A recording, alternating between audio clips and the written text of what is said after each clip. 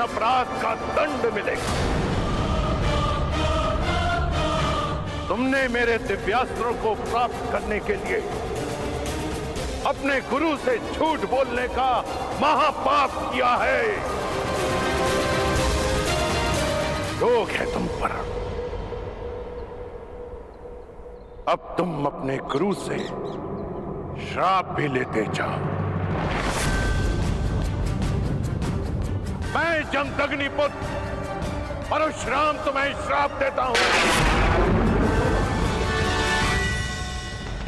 कि मेरे द्वारा दिए गए दिव्यास्त्रों का तुम उपयोग नहीं कर पाओगे।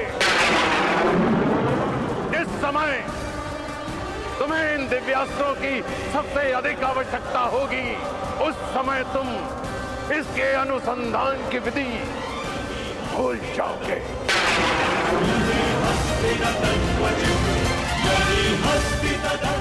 मेरे द्वारा दिए गए दिव्यास्त्रों का आवाहन नहीं कर पाओगे। ये मेरा श्राप है।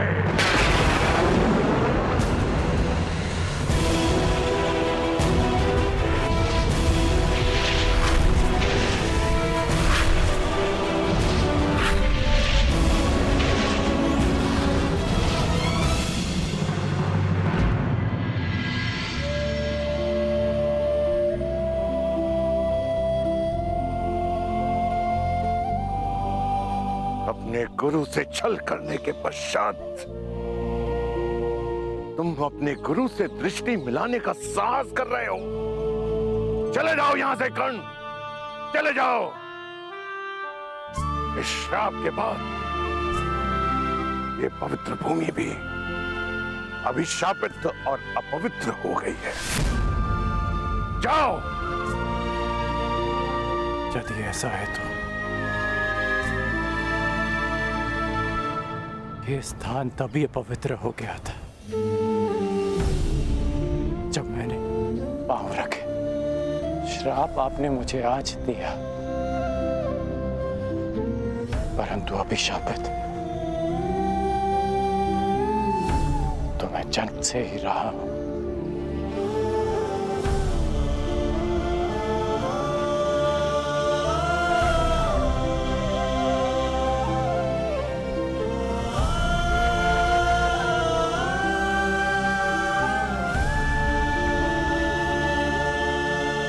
मुझे कोई खेद नहीं कि मेरा जन्म एक सूत कुल में हुआ है। मुझे कोई खेद नहीं कि मुझ में ब्राह्मणों और क्षत्रियों का रक्त नहीं बहता। खेद है तो केवल इस बात का कि मेरा जन्म ऐसे स्थान पर क्यों हुआ जहां जीवन को ब्राह्मणों और क्षत्रियों का दास माना जाता है। शास्त्रों में लिखा है कि मनुष्य की महानता और सफलता उसके गुण, उसकी मेधा से मापी जाती है। फिर क्यों किसी के जीवन पर उसके जन्म, जाति और कुल की छाप लगा दी जाती है गुरुदेव?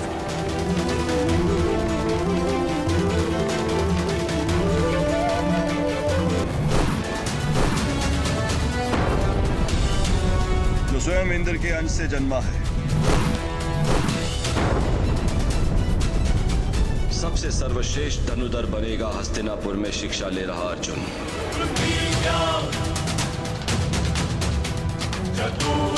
जिसने इंद्र का आशीर्वाद अर्जित किया है वो अर्जुन।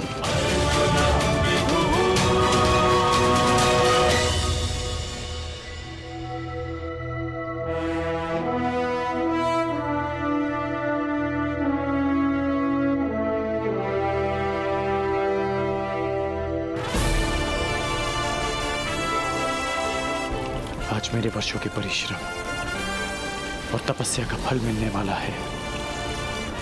आज गुरुदेव से दीक्षा लेकर मेरा स्वप्न पूरा हो जाएगा।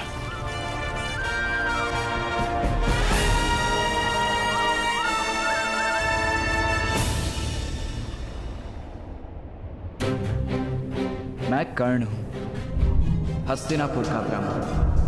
धनुर्बल प्राप्त करने के लिए मैंने आपसे अपना परिचय छिपाया। ये छल मैंने अपने लोगों की रक्षा के लिए किया। क्षमा करना गुरुदेव।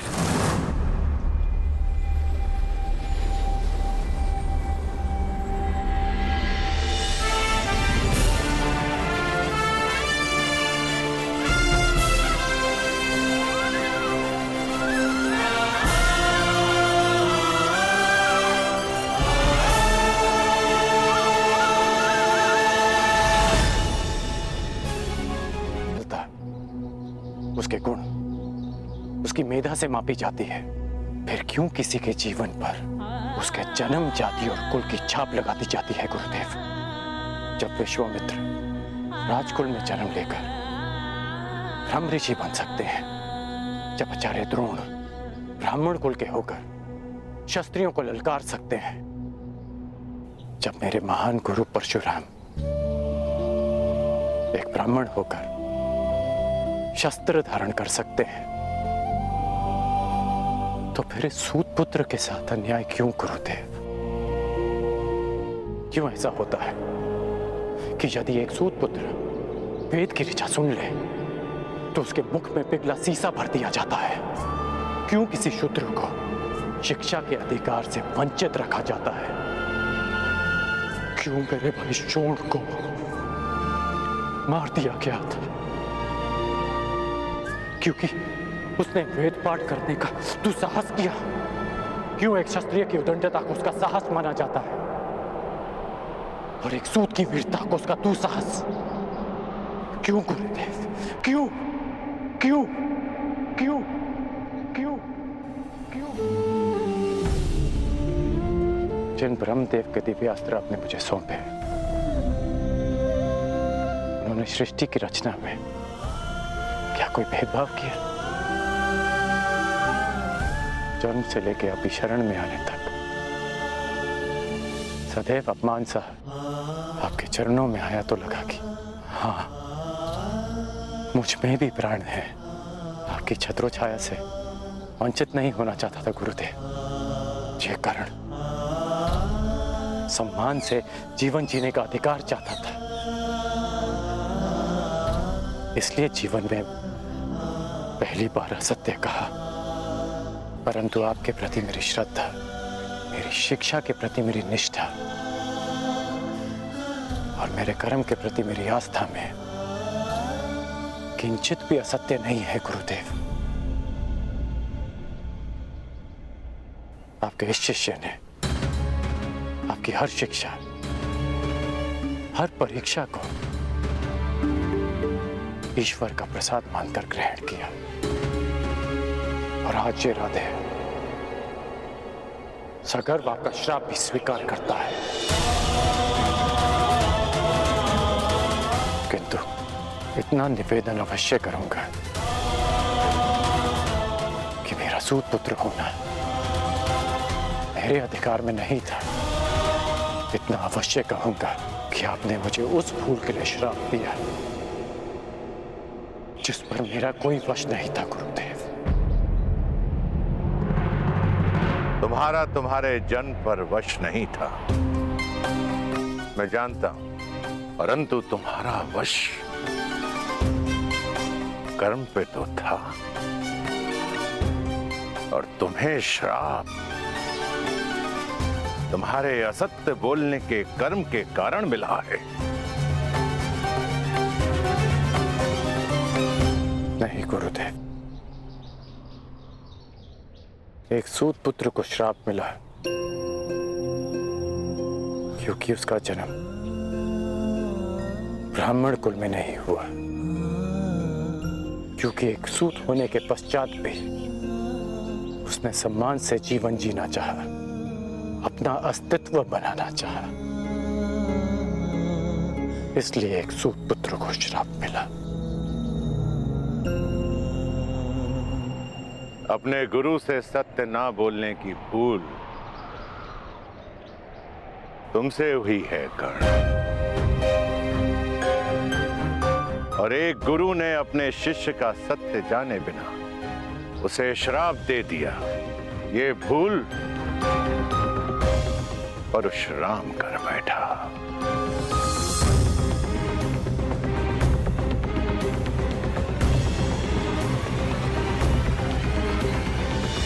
मेरे द्वारा दिए गए श्राप को मैं वापस तो नहीं ले सकता हूं कर्ण, परंतु उसके प्रभाव को कम करने का प्रयत्न अवश्य करूंगा। आज से तुम्हारे बाणों में ऐसा तेज होगा जो तुम्हें मेरे अन्य शिष्यों से भिन्न करेगा।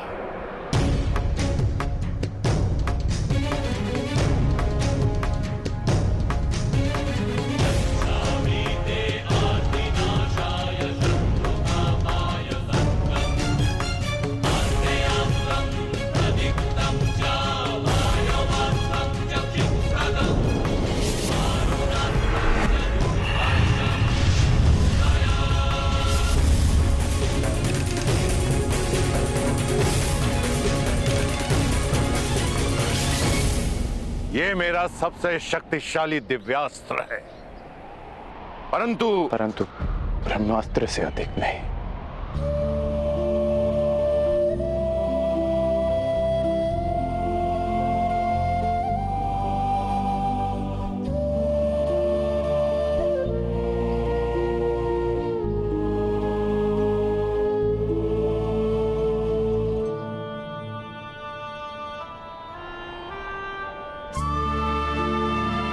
गुरु दक्षिणा मांगिए गुरुदेव। गुरु दक्षिणा क्या मांगू मैं तुमसे कर्ण? सब कुछ तो मैंने तुमसे ले लिया है, अब तो कुछ तुम्हें देना चाहता हूं।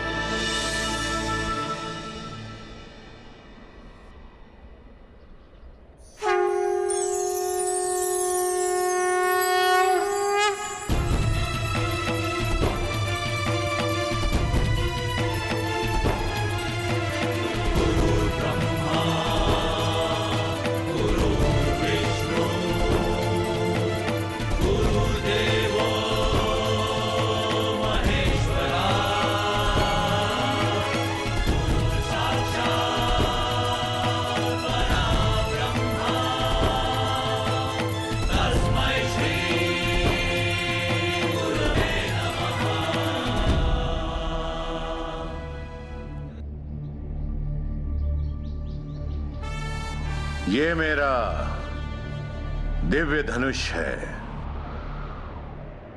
विजय।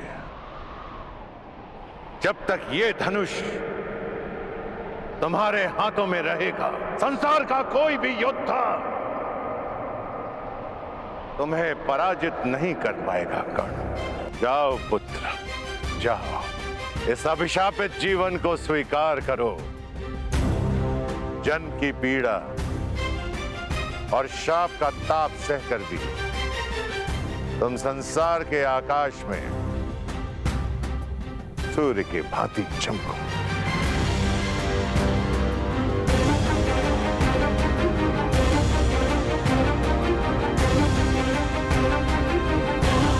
माता की मार संसार का सबसे बड़ा प्यार होता है, और गुरु का श्राप भी महादेव के प्रसाद से कम नहीं। और आपका ये श्राप, ये राधेकरण अमृत समझकर स्वीकार करेगा। इतिहासकरण का नाम स्वयं में कैसे सम्मिलित करेगा मैं नहीं जानता, लेकिन एक बात का वचन देता हूं कि आपको आपके इस शिष्य पर सदैव गर्व होगा।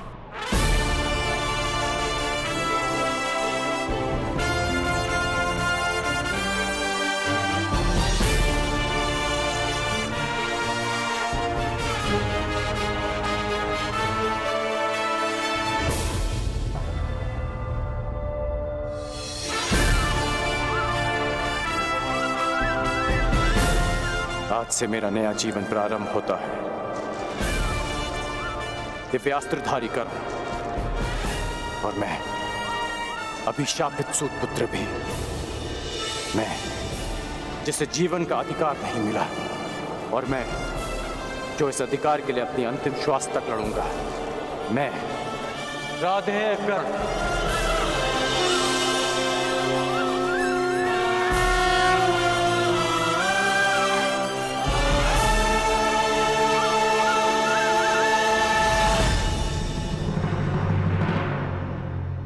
परशुराम शिष्य, हस्तिनापुर के राजगुरु, महायोद्धा, प्रतापी आचार्य द्रोण पधार रहे हैं।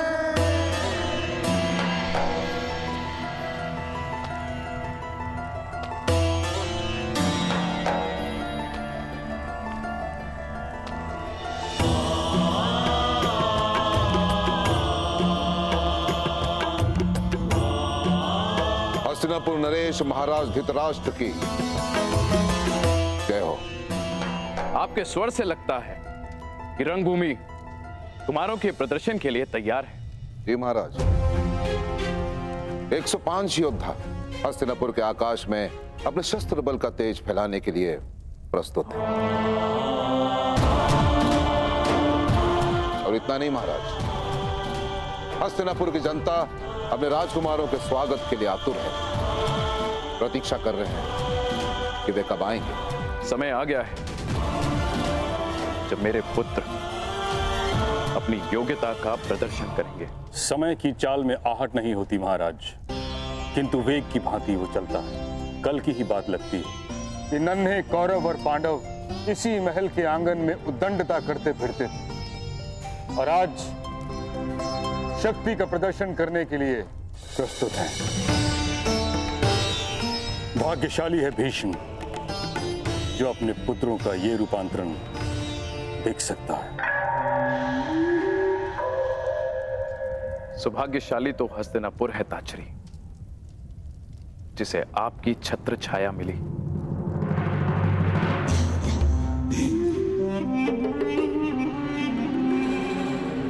निसंदेह महाराज, निसंदेह, सत्य वचन।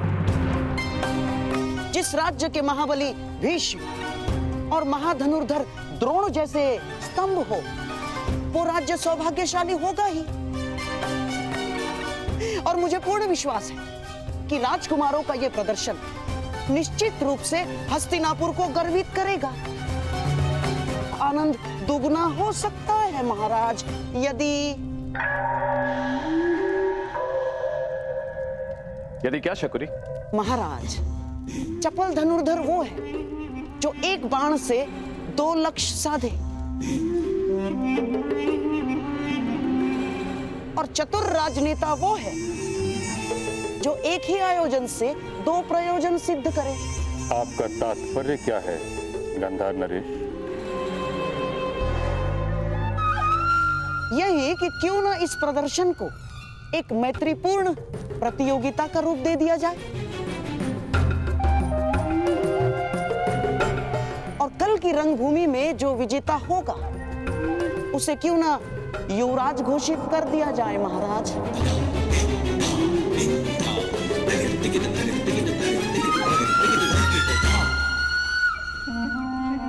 गंधार नरेश, भाइयों के बीच नहीं,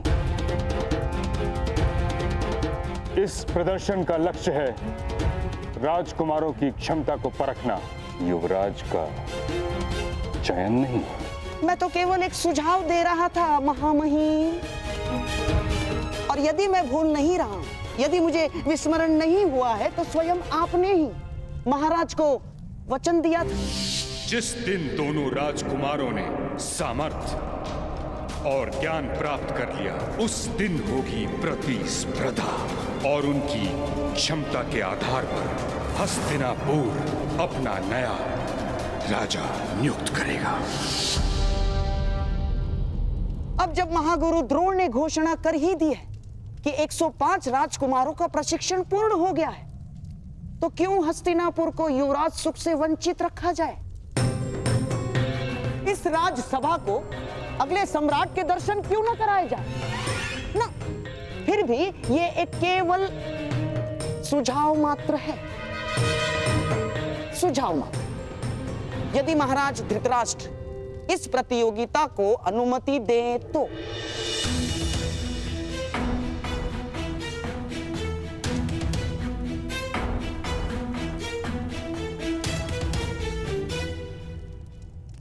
उचित कह रहे हो शकुनी।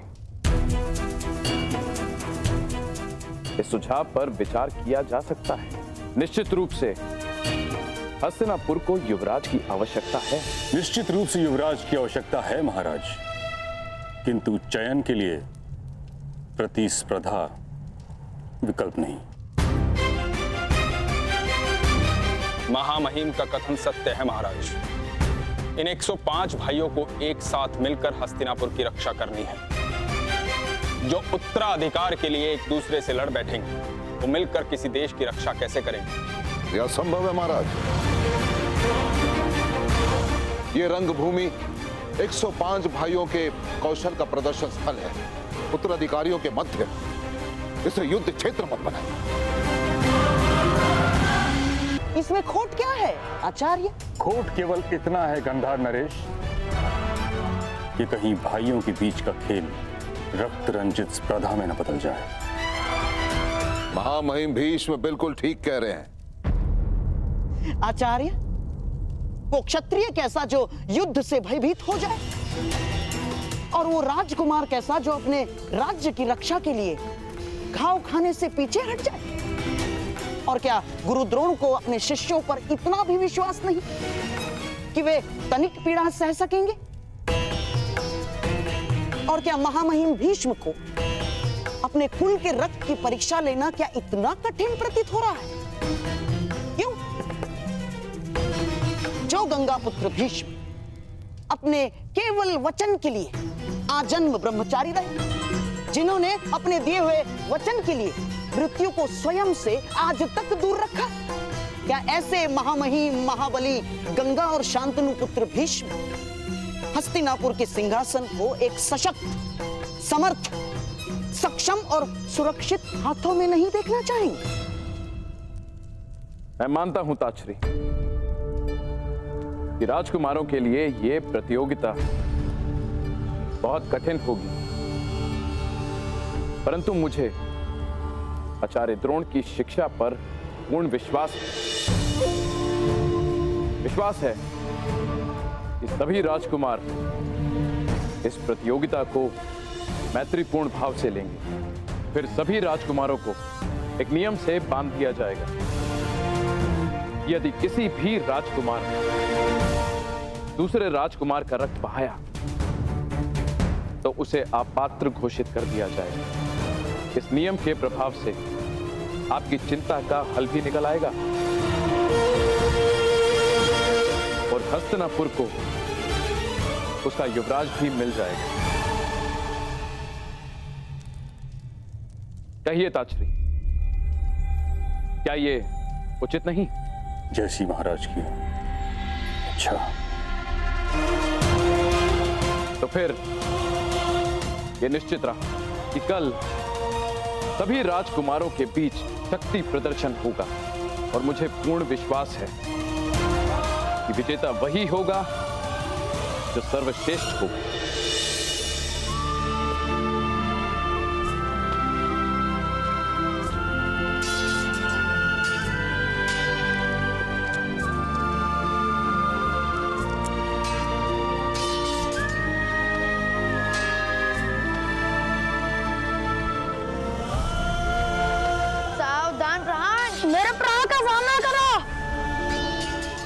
कल रंगभूमि में प्रदर्शन करोगे कौरव और पांडवों के साथ? प्रदर्शन? कैसा प्रदर्शन? कल हस्तिनापुर के 105 राजकुमारों का शक्ति प्रदर्शन है। सुना है कुमार अर्जुन अपने धनुर्विद्या का कौशल भी दिखाएंगे।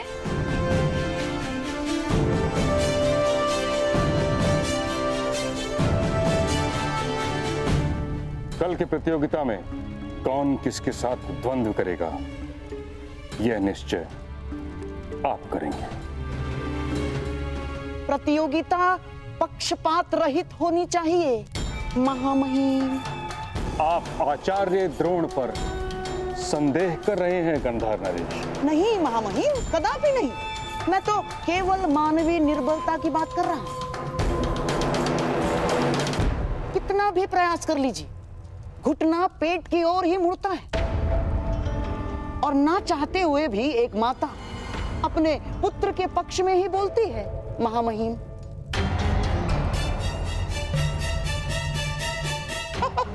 और महागुरु द्रोण का अर्जुन के प्रति प्रेम जगत विख्यात है। वो तो पहले ही घोषणा कर चुके हैं कि इस संसार का सर्वश्रेष्ठ योद्धा अर्जुन ही है। बस कीजिए गांधार नरेश शकुनी, आप द्रोण के न्याय भाव पर आक्षेप लगा रहे हैं जो उचित नहीं है। नहीं आचार्य, नहीं, मैं तो वो कह रहा हूं जो कल सारा हस्तिनापुर कहेगा। तो आप चाहते क्या हैं? मैं तो केवल महाराज को यह निवेदन करना चाहता हूं कि द्वंद्व के प्रतियोगियों का निर्णय कोई मनुष्य ना करे। तो फिर कौन करेगा शकुनी? वो जिसमें पक्षपात का भाव ना हो।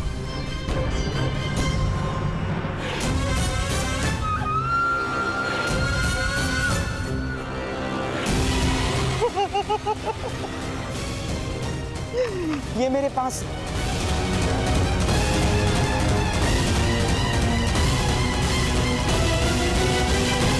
मैं भी कल रंगभूमि में जाकर कौरवों और पांडवों के बीच अपना प्रदर्शन करूंगा और ऐसे ऐसे तलवारबाजी करूंगा। मूर्ख, अज्ञानी, हमारे जैसे छोटे लोगों को दिन में स्वप्न देखने का अधिकार नहीं है। ये रंगभूमि राजपुत्रों के लिए है, तुम्हारे लिए नहीं है पुत्र। तुम लोहार के पुत्र हो, लोहार का काम करो, छोड़ो ये तलवार वलवार चलाना। अपनी निर्बलता और उस पर क्यों थोप रहे हो? हर बालक का अधिकार होता है अपना भविष्य चुनने का, अपना भाग्य स्वयं लिखने का।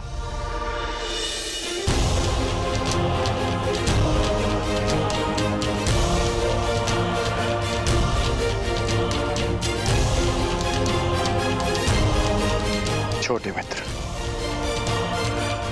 कभी स्वप्न देखना मत छोड़ना और उसे पूरा करने का परिश्रम करना भी मत छोड़ना। कौन से देश से आए हो मित्र? मनुष्य का भाग्य उसके जन्म से ही निश्चित हो जाता है, यही नीति है। यदि यही नीति है तो इस नीति को बदल दूंगा मैं। हस्तिनापुर के मस्तक पर अपने बाणों की नोक से अपना भाग्य स्वयं लिखेगा ये राधे है।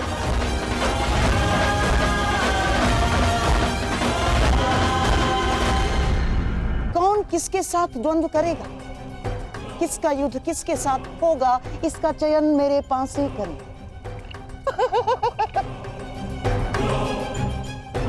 महाराज, इससे खेल भी रोचक हो जाएगा और महागुरु द्रोण पर किसी प्रकार का आरोप भी नहीं लगेगा। परंतु मैं शकुनी की बात से सहमत हूं ताक्षरी। पासों से यदि प्रतियोगियों का चयन होगा तो अवश्य ही वो निष्पक्ष ही होगा।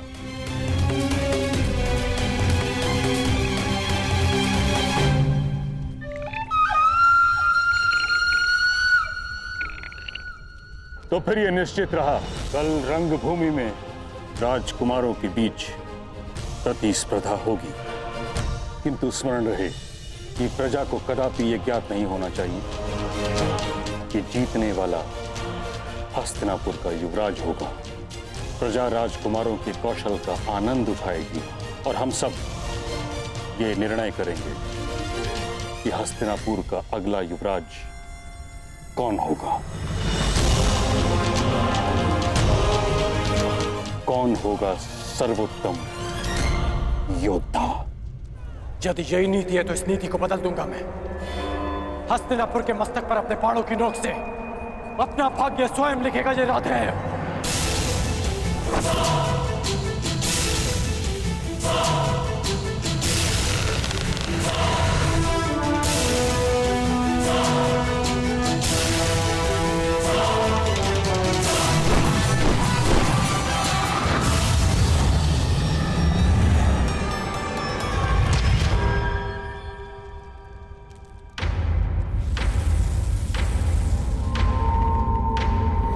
ये हस्तिनापुर की राजसभा में किसने आक्रमण किया? यह आक्रमण नहीं, किसी के आगमन का संदेश है। आचार्य द्रोण, इस बाण पर गुरु परशुराम का चिन्ह है। परंतु महामहिम, गुरु परशुराम के 2 जीवित शिष्य आप और मैं इस राज्यसभा में उपस्थित हैं। तो फिर यही प्रश्न मुझे विचलित कर रहा है आचार्य द्रोण।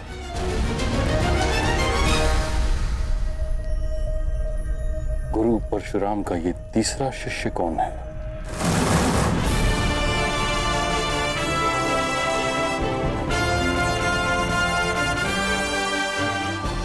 अब समय है कौशल के प्रदर्शन का।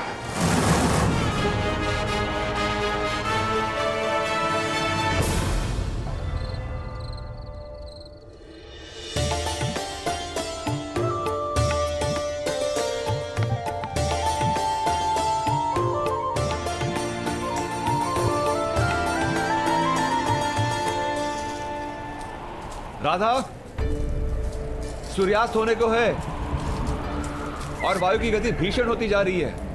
लगता है चक्रवात आने वाला है। भोजन पक गया या नहीं? बस हो गया।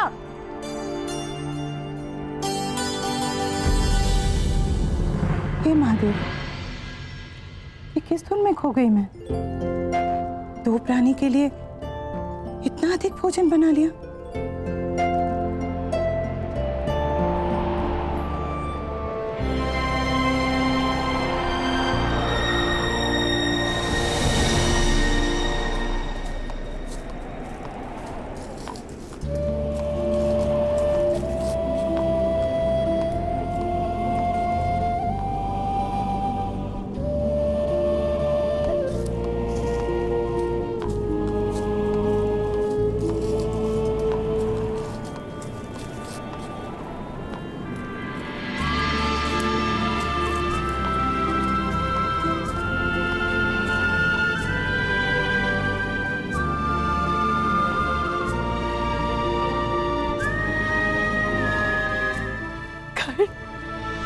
राधे कर्ण माता।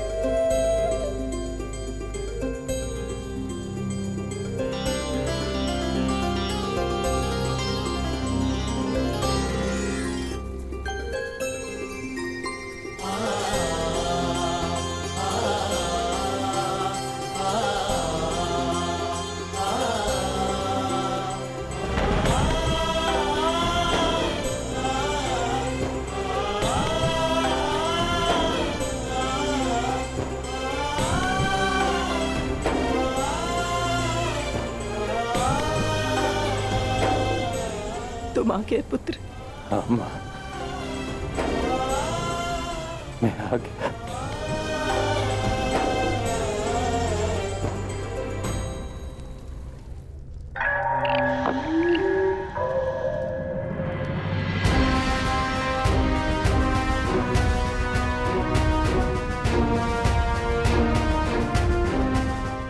आइए गुरुपुत्र अश्वत्थामा, हमारे कक्ष में आपका स्वागत है। आप मुझसे यहाँ क्यों मिलना चाहते थे? क्योंकि इस कक्ष के अतिरिक्त हर कहीं 100 आंखें और 100 कान हैं। आंखें महामहिम भीष्म की और कान तुम्हारे पिता के।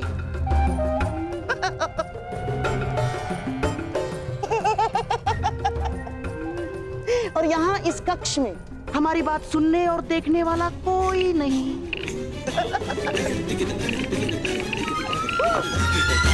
कैसी बात? यही कि कल की रंगभूमि में आप किसे विजयी होते हुए देखना चाहते हैं?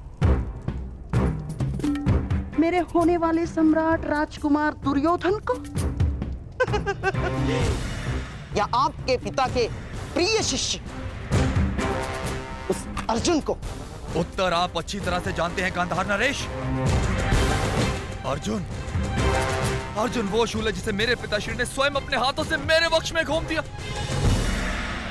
पिताश्री ने सदैव उसे अधिक प्रेम दिया, जन्म मुझे दिया, परंतु एक पिता की धरोहर, अपना सारा ज्ञान उसे सौंप दिया। निश्चित रूप से अश्वत्थामा उस अर्जुन की पराजय देखना चाहता है। कल की स्पर्धा में कुमार दुर्योधन ही विजयी होने चाहिए। जिन लोगों के शत्रु एक हों, उन्हें आपस में मित्रता कर लेनी चाहिए अश्वत्थामा। हमारा स्वप्न एक है और वो स्वप्न पूरा होने में बाधा भी एक ही है। अर्जुन, तो उस बाधा को दूर करने का कोई हल सोचा है आपने? उसका हल बताने के लिए तो आपको यहां बुलाया है।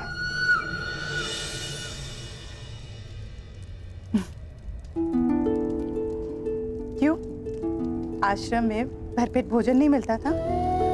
मिलता था, परंतु उसमें माता के हाथ का स्वाद नहीं था।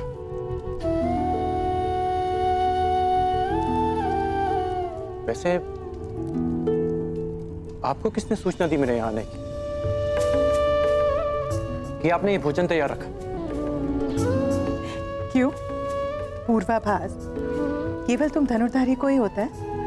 तुम लोग शब्द सुनकर लक्ष्य का आभास कर लेते हो, किंतु माता का अपने पुत्र के लिए आभास सबसे अधिक शक्तिशाली होता है।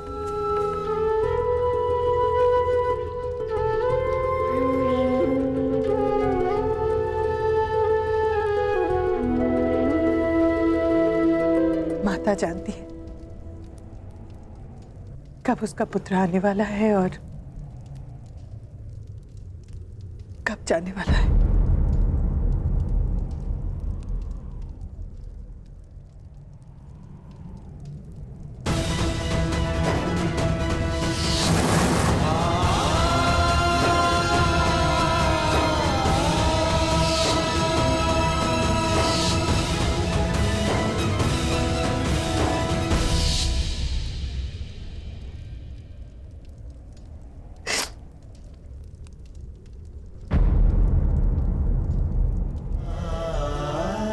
आभास भले ही ना हो,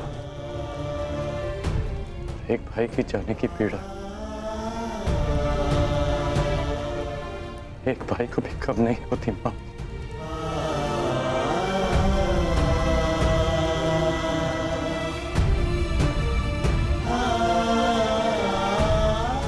ये बताओ, प्रशिक्षण कैसा रहा तुम्हारा? गुरुदेव को अधिक सताया तो नहीं?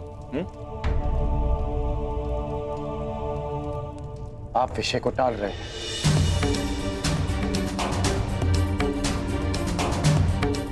जीवन है कर्ण, अप्रत्याशित घटनाएं घटती है, परंतु जीवन रुकता नहीं। परंतु आप भूल नहीं सकते, जो हुआ उसे जीते जी भुला पाना संभव है, और स्मरण रखकर जी पाना भी संभव नहीं है कर्ण।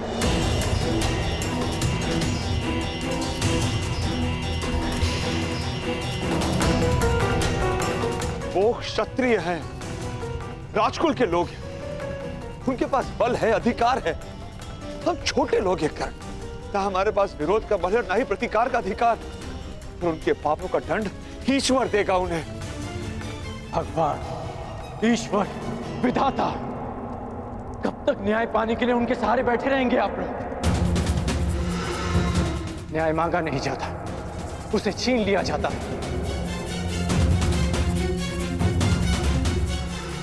माता, आप तो वासुदेव कृष्ण को भी ईश्वर का रूप मानती हैं ना?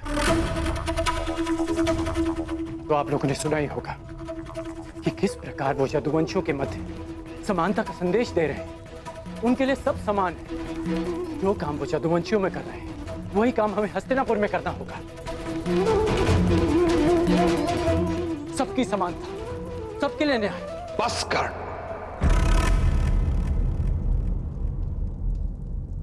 तनिक नहीं बदले तुम, परंतु पिताश्री, तुम एक सूत पुत्र हो, सूत पुत्र। संसार के सर्वश्रेष्ठ सारथी बन सकते हो, यही तुम्हारा प्रारब्ध है। न्याय राजकुल का अधिकार है, उसे उन्हीं के पास रहने दो। राजकुल का अधिकार है, उसे उन्हीं के पास रहने दो। देखा है उनका न्याय,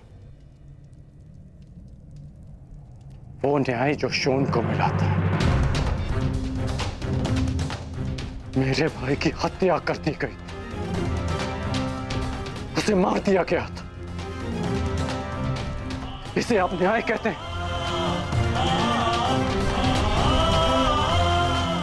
न्याय और सत्य से भागते हैं आप लोग। इसलिए नहीं कि आप लड़ नहीं सकते, बल्कि इसलिए कि आप लड़ना ही नहीं चाहते।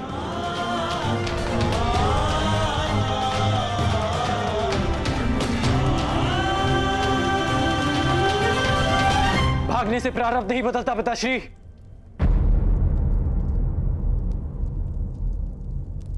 आपका राधे नहीं भागेगा माता, नहीं भागेगा। आपको स्मरण है ना, आपने मुझसे शोन की हत्या का प्रतिकार मांगा था। सबके लिए न्याय मांगा था। मैं करूंगा प्रतिकार माता। शोन को न्याय मिलेगा, हम सबको न्याय मिलेगा। और अगर नहीं मिला तो मैं उस न्याय को अपने बाणों से छलनी कर, अपने रथ से बांधकर घसीटता हुआ आपके चरणों में ले आऊंगा। ये मेरा वचन है आपसे।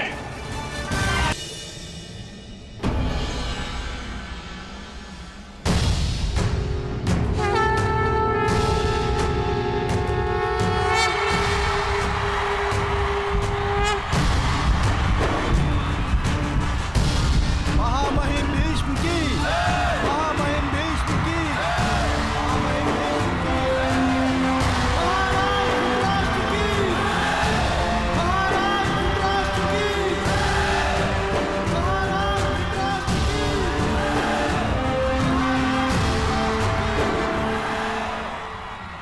हस्तिनापुर के सभी निवासियों का इस रंगभूमि में स्वागत है। आज हस्तिनापुर के 105 राजकुमार अपने प्रशिक्षण का प्रदर्शन करेंगे, जिसके पश्चात आप सबको विश्वास हो जाएगा कि आने वाले कई दशकों तक हस्तिनापुर सुरक्षित रहेगा। हर युद्ध से, हर आक्रमण से हस्तिनापुर की ओर कोई चुनौती नहीं दे पाएगा। यद्यपि हस्तिनापुर का कोई शत्रु अस्तित्व में नहीं है, और यदि है तो ये उसको चुनौती है कि भीष्म के साथ साथ हस्तिनापुर में 105 योद्धा उपस्थित हैं उसकी सुरक्षा के लिए। ताक्षरी इतना समय क्यों लगा रहे हैं विदुर? स्पर्धा प्रारंभ क्यों नहीं कर रहे? अब प्रतीक्षा नहीं होती। मैं दुर्योधन, मैं जानना चाहता हूं कि अब मेरा उत्तराधिकारी कौन बनेगा। हमारा सौभाग्य है कि हमारे समक्ष गुरु द्रोण उपस्थित हैं, जिन्होंने अपने शिष्यों को पाषाण खंडों से निखारकर रत्न बनाया है। वो स्वयं अपने शिष्यों का परिचय देंगे। हस्तिनापुर के वासियों, मैं आज बहुत संतुष्ट हूं। महामहिम भीष्म ने मुझे 105 दीपक सौंपे थे, और आज वो दीपक सूर्य के भांति चमकेंगे और हस्तिनापुर के आकाश को प्रकाशित करेंगे। अब आपके समक्ष वो प्रस्तुत होंगे जो उन 105 राजकुमारों में सबसे ज्येष्ठ हैं, धर्म और कर्म में चित, युद्ध में स्थिर कुमार युधिष्ठिर। युधिष्ठिर, युधिष्ठिर, कुमार युधिष्ठिर की, कुमार युधिष्ठिर की, कुमार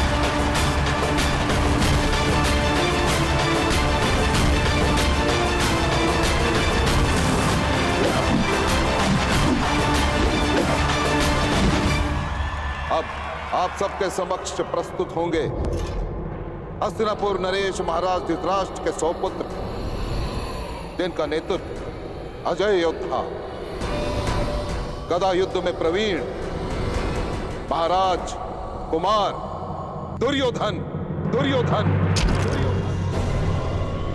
कुमार दुर्योधन की, कुमार दुर्योधन की, कुमार दुर्योधन की, कुमार दुर्योधन की, कुमार दुर्योधन की।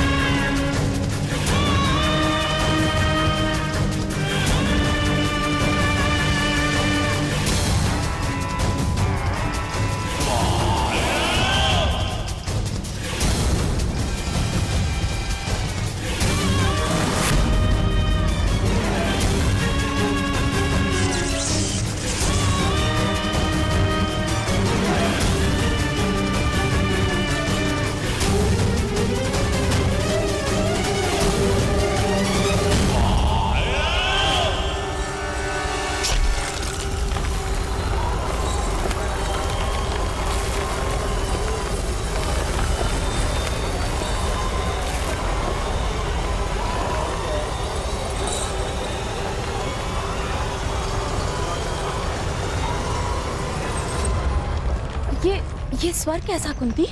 पुत्र दुर्योधन ने अपने गदा के प्रहार से भूमि पर गहरी दरार डाली है दीदी।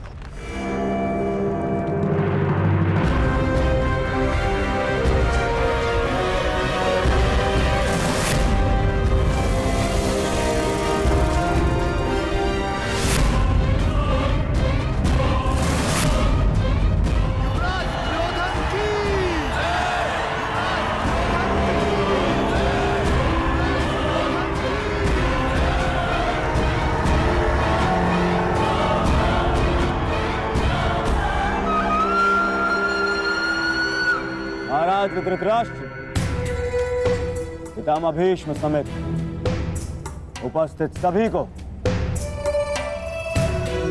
दुर्योधन का प्रणाम।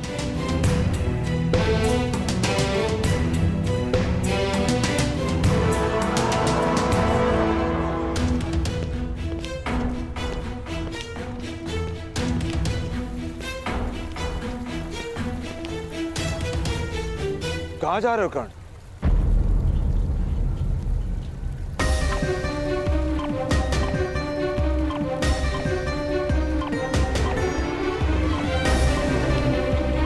उत्तर आप जानते हैं, कुमारों का प्रदर्शन देखने जा रहा हूं।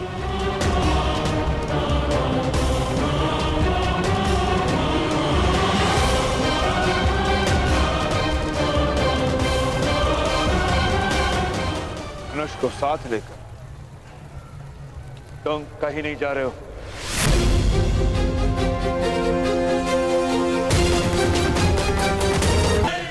मैं कुमारों का प्रदर्शन देखने जा रहा हूं।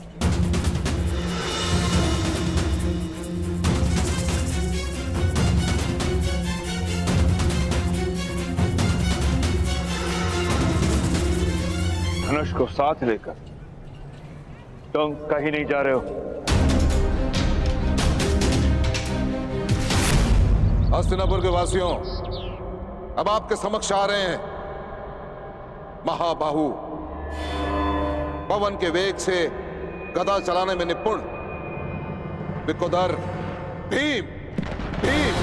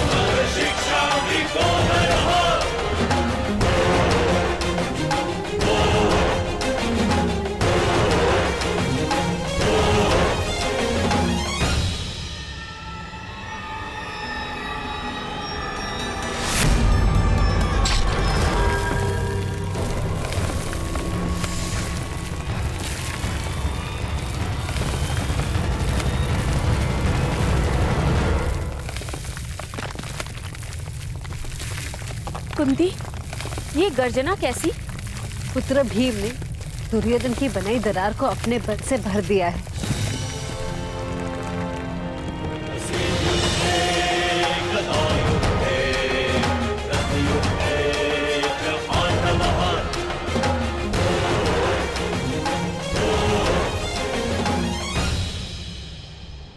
अब आपके समक्ष आ रहे हैं वो जो खड़ग युद्ध में जिनकी कोई तुलना नहीं, तलवार और ढाल की भांति अटूट, पांडुपुत्र नकुल और सहदेव और सहदेव।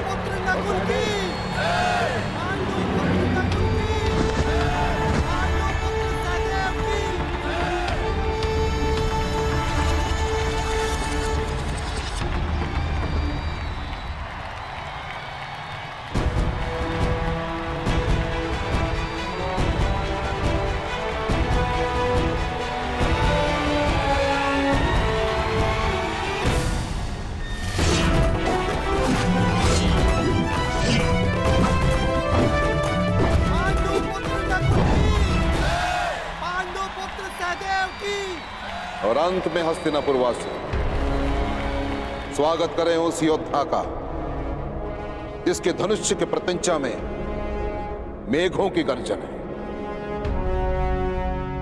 जिसके बाणों में चक्रवात का वेग है, जिसके कौशल में इंद्र का तेज है। स्वागत करें पांडुपुत्र अर्जुन का, पांडुपुत्र अर्जुन का, अर्जुन का।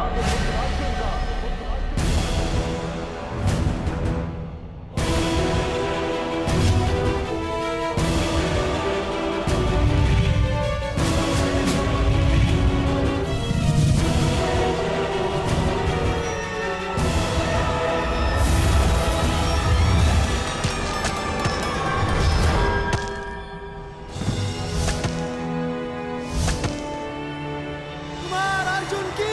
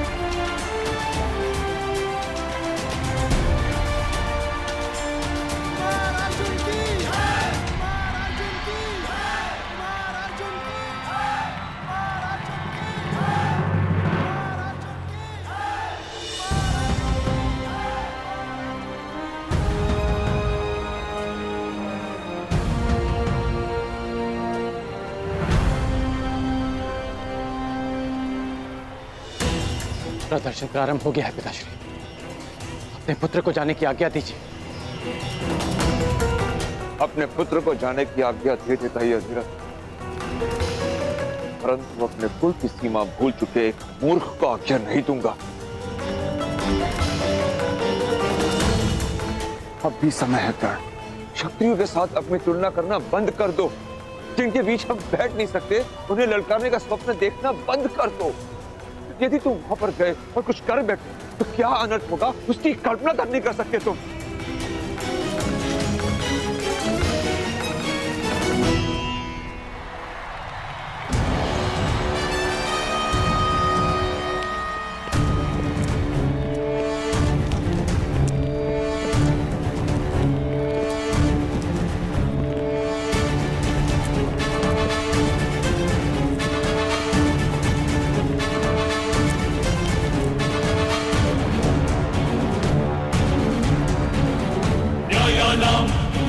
अधिकाराणां प्राप्त्यर्थं साम्राज्यर्थं न्यायानां अधिकाराणां प्राप्त्यर्थं साम्राज्यर्थं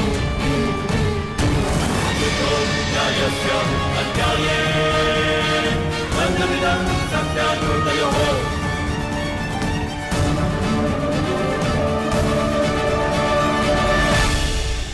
कुंती, सभी राजकुमार रंगभूमि में प्रवेश कर चुके हैं, तो अब द्वंद्व प्रारंभ होगा ना? परंतु मैं इस विषय में ज्येष्ठ पिताश्री के मत का समर्थन करती हूँ।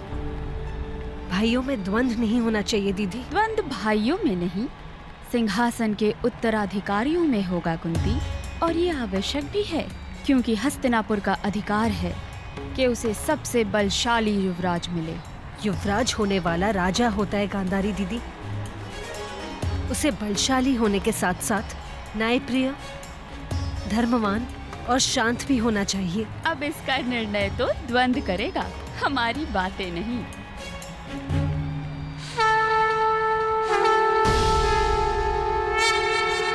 और अब राजकुमारों के बीच द्वंद्व होगा, और जो राजकुमार इस स्पर्धा में सफल होगा उसे इस स्पर्धा का विजेता घोषित किया जाएगा।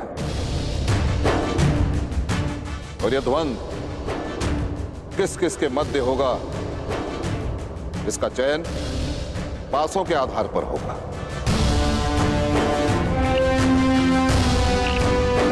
और तो ध्यान रहे राजकुमारों, यह प्रतिस्पर्धा है, युद्ध नहीं। यदि किसी प्रतियोगी के प्रहार से किसी भी प्रतिद्वंदी का रक्त बहा तो उसी क्षण उस राजकुमार को स्पर्धा से अयोग्य घोषित कर दिया जाएगा। अब कुरुवंश के ये 105 राजकुमार परस्पर द्वंद्व में अपना अपना कौशल दिखाएंगे, और इनमें से चुने गए 5 योद्धा अगले चरण में द्वंद्व करेंगे। वहां से फेंकिए गांधार राज।